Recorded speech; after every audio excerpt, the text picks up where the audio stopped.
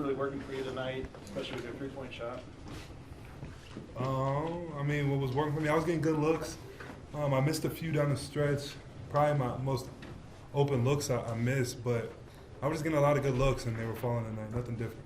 What created those good looks for you in particular?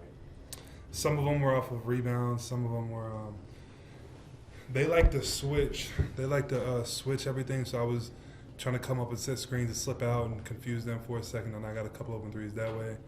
And then once I hit a couple more tough ones. But then I got a couple kicks out. Justin hit me on one. Joker hit me on a kick out. Jamal was finding me as well. So it was easy looks really. Jamal comes back after 12 games missed. I know he rolled the ankle pretty early on in that game, but what do you like from just the way things kind of felt tonight? Yeah, I mean, it just we like I said on the court, we've played together so long that Jamal, Joker, and me, we just know where each other's gonna be. Jamal, just the feel of him and Joker in the pick and roll, it feels very hard to stop. And then if you do stop it, it's because one of mine or KCP's guys have come in to help, and then we get open threes. So it's just a hard dynamic to stop when you have someone as good in the pick and roll as Jamal. After making those first couple threes that early in the game, I mean, how big does that basket start to look like? I mean, really I was just trying to be balanced on my shot.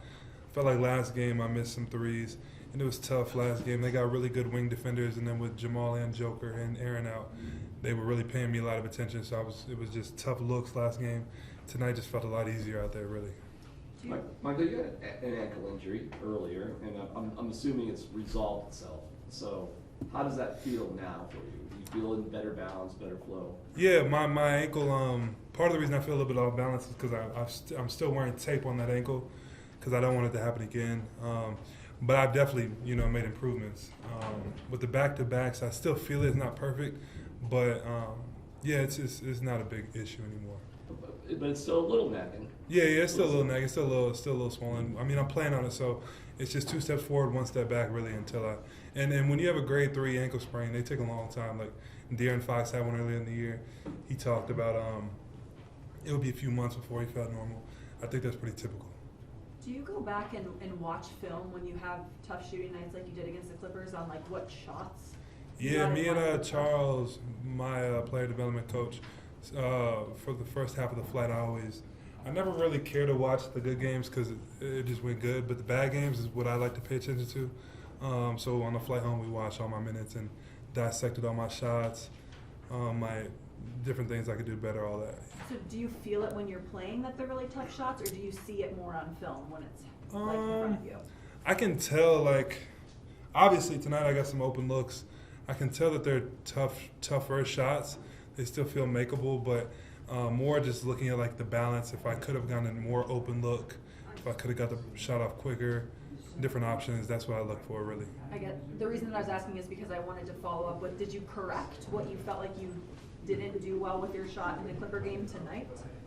Now, like I said, the Clippers have some of the best wing defenders in the NBA. So I think without Jamal, without Aaron, without Joker, I was obviously a prime thing on their scouting report to not kind of let loose off of screens.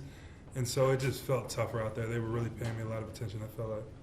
In the few games you guys have played without Aaron, you've been used more at the 4. Do you feel like anything changes in terms of what the team needs from you or what you're looking to do in those minutes? No, but it's easier for me, I think, at the 4. I think it's more of a matchup. For me, those bigger guys guarding me, they don't want to chase around screens. They don't want to close out all the way. I can get by them easier.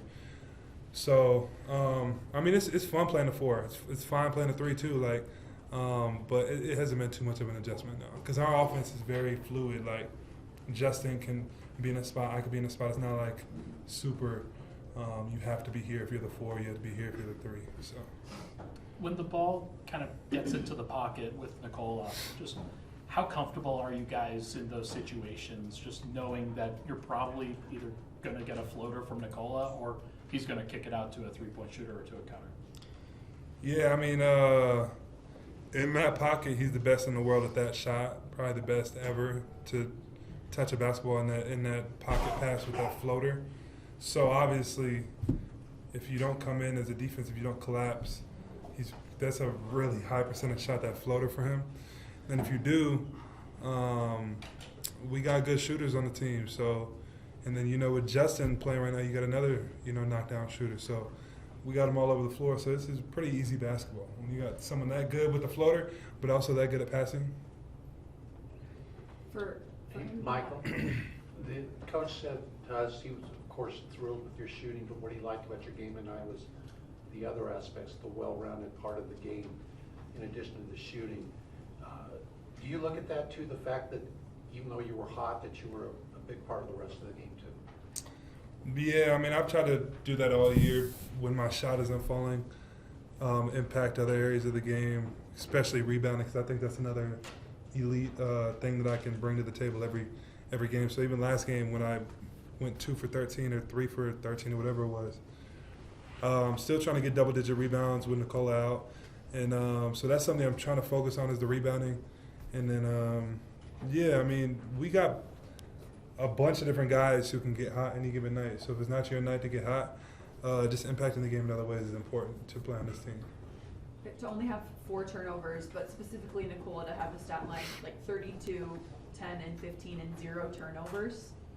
How much he's handling the basketball, like how impressive is that? Yeah, I mean, it's pretty impressive.